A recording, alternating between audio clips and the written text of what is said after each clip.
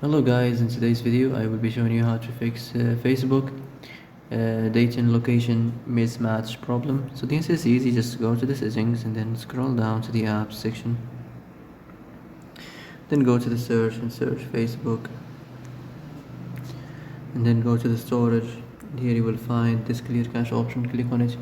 Now you can go check it if it worked, and if it didn't you can try to restart your phone or turn the Wi-Fi off and on, or the Bluetooth or the airplane mode. Also you can try to clear data, but be careful. If you clear data, all this application's data will be deleted.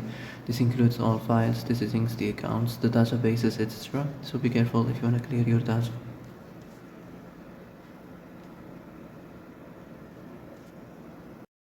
And that's it for today's video. I hope this is the answer you've been looking for. If you like this video, don't forget to like and subscribe, and see you in the next video. Thanks for watching.